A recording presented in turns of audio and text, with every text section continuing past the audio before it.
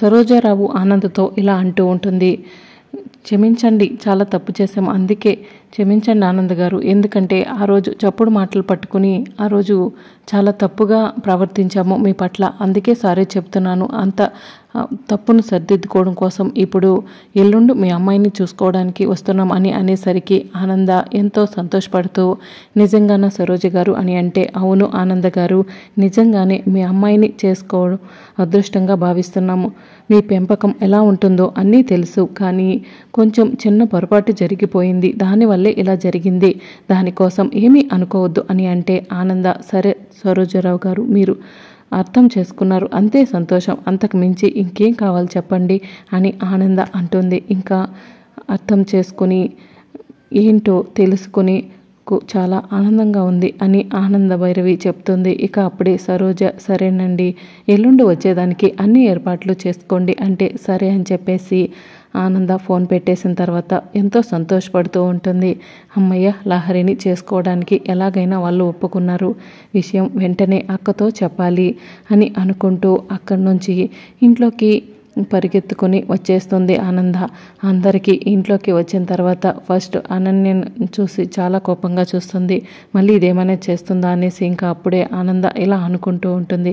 అది ఏం చేసినా చేయని, దాని సంగతి తర్వాత చెప్తాను అని అనుకుంటూ ఇంకా అక్క అక్క అని అంటూ లీలావతి దగ్గరికి వెళ్తుంది. ఆ లీలావతితో ఇలా చెప్తుంది, అక్క సరోజ గారు వాళ్ళు లహరిని చేసుకోవడానికి ఒప్పుకున్నారక్క, వాళ్ళే పెళ్లి చూపులకి వస్తారంట అంటే ఆనంద భర్త అలాగే వాళ్ళ బావగారు అందరూ కూడా చాలా సంతోషపడుతూ ఇలా అంటూ ఉంటారు. నిజమా ఆనంద అని అంటే, అవునండి నిజమే చెప్తున్నాను బావగారు, అయితే సరోజకి ఫోన్ చేశాను, తనే ఫోన్ చేద్దాము అనుకుంటుందంట, అలా లహరిని చూసుకోవడానికి వస్తున్నామని చెప్పారు అని అంటూ చెప్పడంతో లహరి కూడా ఆ మాటలు వింటూ చాలా బాధపడుతూ ఉంటుంది.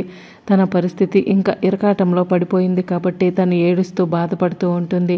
ఆ తర్వాత ఆనంద ఎంతో సంతోషంగా ఉందక్క, వాళ్ళే అర్థం చేసుకుని తిరిగి వస్తున్నందుకు అంటే, నిజంగానే ఆనంద ఏ తప్పు చేశామని అనవసరంగా బాధపడాల్సిన అవసరమే లేదులే అని అంటూ చెప్తూ మాట్లాడుతూ ఉంటారు. ఆ తర్వాత ఇక దర్శన్ శోభనానికి మంచిగా మొత్తం ఇల్లంతా రూమ్ అంతా డెకరేట్ చేసి చాలా అందంగా తయారైపోయి శరణ్య అలాగే పక్కనే కూర్చుని ఉండగా సమీర దర్శన్ ఇద్దరు మంచిగా పెళ్లి కొడుకు పెళ్లి కూతురులాగా రెడీ అవుతారు.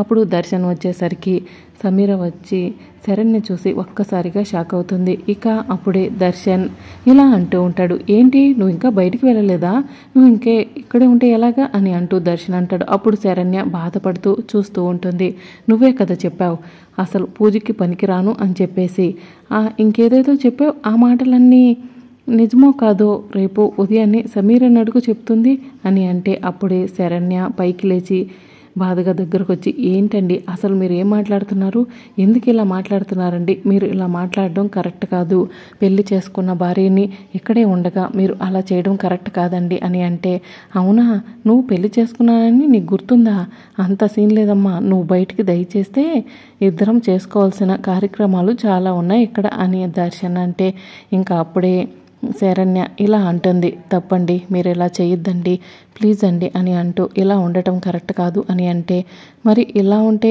ఇద్దరిని ఏమంటారు అని అంటూ దర్శన్ అంటాడు, ఏమంటారు మీకు తెలియదా, పెళ్ళి కానీ ఒక అమ్మాయి ఇలా పెళ్ళైన వాడితో ఉంటే ఏమంటారు అని అంటూ శరణ్య గట్టిగా అంటుంది, ఏంటి గట్టిగా మాట్లాడుతున్నావు, అమ్మకి ఏమైనా చెప్తావు అనుకుంటున్నావా, నువ్వు అమ్మకి ఏం చెప్పలేవులే అని అంటే, చెప్తాను అత్తయ్యతో చెప్తాను అని అంటూ శరణ్య అంటుంది.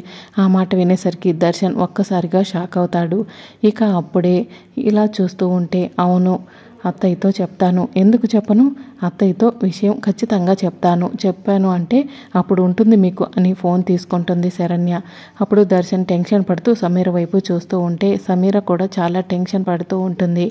ఇక అప్పుడే దర్శన్ ఇలా టెన్షన్ పడుతూ శరణ్య చేతిలో ఉన్న ఫోన్ని చూస్తూ ఉంటే శరణ్య ఫోన్ చేస్తూ ఆనందకి నెంబర్ తీసి ఫోన్ నెంబర్ కలుపుతూ ఉంటుంది. అప్పుడే దర్శన్ లాక్కుంటాడు, ఎందుకు చేస్తున్నావు, చెప్పొద్దు అమ్మకి ఈ విషయాలు ఏమి చెప్పొద్దు అని అంటే, ఎందుకు చెప్పొద్దు, మీరు ఇంత ధైర్యంగా ఇక్కడ తప్పు చేయాలి అని డిసైడ్ అయిపోయినప్పుడు చెప్తే తప్పేంటి, ఇలా ఇవ్వండి అత్తయ్యకి ఫోన్ చేస్తానంటే, లేదు ఇవ్వను, నువ్వు చెప్పడానికి వీల్లేదు అని అంటూ దర్శన్ అంటాడు. అప్పుడు శరణ్య అంటుంది, ఎందుకు వీల్లేదు, ఎందుకు అలా భయపడుతున్నారు, మీరు చేయాలనుకున్నదే కదా, ఇక్కడ జరిగేదే చెప్తే తప్పేముంది, రోజు కాకపోయినా రేపైనా తెలియాలి కదా అని శరణ్య అంటుంది. అప్పుడే దర్శన్ అలా చూస్తూ ఉంటాడు. అంతలో ఆనంద ఫోన్ చేస్తూ ఉంటుంది. అప్పుడు ఫోన్లో నెంబర్ చూసి, అదిగోండి అత్తయ్య గారే ఫోన్ చేస్తున్నారు, ఇలా ఇచ్చేసేయండి మాట్లాడతాను, ఇలా ఇచ్చేయండి అనేసి దర్శన్ చేతిలోంచి లాక్కుంటుంది శరణ్య ఫోన్ని.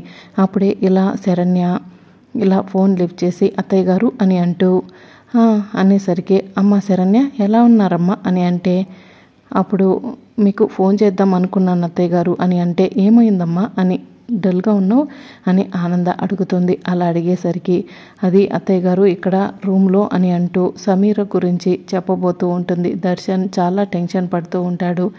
సమీర అలాగే దర్శన్ ఇద్దరు కూడా అలా చాలా టెన్షన్ పడుతూ ఉంటే శరణ్య నిజం చెప్పాలా వద్దా అని దర్శన్ ఫేస్ చూస్తూ ఉంటే చెప్పలేకపోతూ ఉంటుంది.